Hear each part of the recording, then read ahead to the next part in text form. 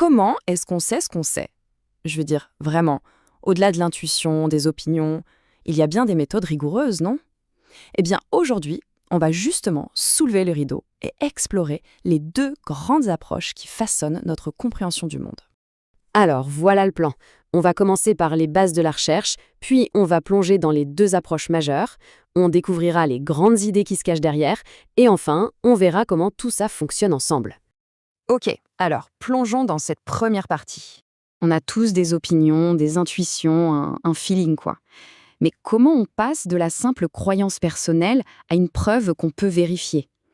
Eh bien, c'est justement ça le rôle de la recherche scientifique, nous offrir un chemin structuré.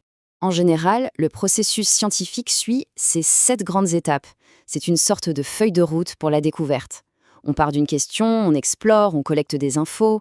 Mais attention, dans la pratique, c'est rarement aussi linéaire. C'est plutôt un chemin sinueux, plein d'allers-retours. Et maintenant, ça devient vraiment intéressant, parce que très tôt, les chercheurs doivent faire un choix fondamental. C'est un peu comme une bifurcation sur la route. Ce choix, c'est entre deux lentilles très puissantes pour observer le monde. D'un côté, on a le quantitatif. Lui, il compte, il mesure. C'est le monde des quoi et des combien.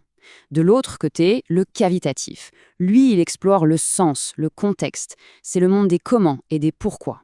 Et cette image, elle illustre parfaitement la différence fondamentale dès l'étape de la collecte des données.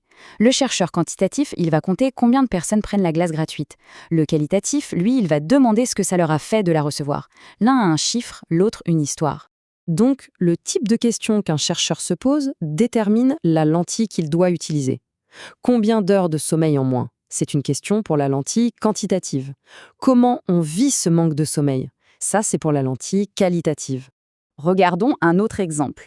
Deux personnes assistent exactement au même événement, mais elles vont le décrire de manière complètement différente. Et pourtant, les deux descriptions sont valides.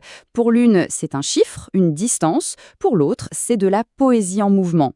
Au final, chaque approche va produire un type de résultat très différent.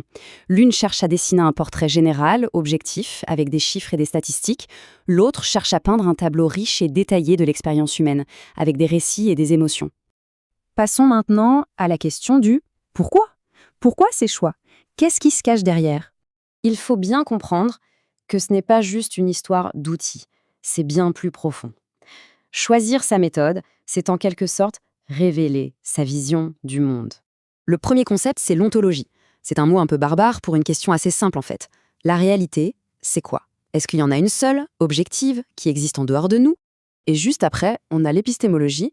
Là, la question c'est comment est-ce qu'on peut connaître cette réalité? Et quel est le rapport entre la personne qui cherche et la chose ou la personne qui est étudiée? Et quand on combine ces deux idées, ça forme ce qu'on appelle un paradigme de recherche. C'est une sorte de plan de base qui va guider toute l'étude. Le point crucial, il est là. Un chercheur qui pense qu'il y a une seule réalité va mesurer le sommeil d'un père avec une montre, par exemple. C'est le post-positivisme. Mais un chercheur qui pense que la réalité est construite socialement, il va plutôt demander au père de raconter son expérience de la fatigue. C'est le constructivisme. Les deux étudient la même chose, mais ils ne cherchent pas du tout le même type de vérité. L'un cherche des faits mesurables, l'autre cherche du sens. Et ça nous amène au point final et peut-être le plus important de tout cet exposé. L'idée, ce n'est surtout pas de décider quelle méthode est la meilleure. Ce sont juste des outils complémentaires. Ils ne répondent tout simplement pas aux mêmes questions. Souvent, les recherches les plus solides utilisent le quantitatif pour nous dire ce qui se passe, et le qualitatif pour nous aider à comprendre pourquoi ça se passe. On peut même combiner les deux pour avoir une vision beaucoup plus complète. Cette fameuse citation, qu'on attribue souvent à Einstein, résume ça parfaitement. Elle nous rappelle bien que les données chiffrées et l'expérience humaine sont toutes les deux essentielles pour vraiment comprendre. Donc, la prochaine fois que l'on tombe sur le gros titre d'une nouvelle étude, la première question à se poser sur ces méthodes est peut-être la bonne. Comprendre ces deux lentilles nous aide à devenir des consommateurs d'informations plus critiques et mieux informés.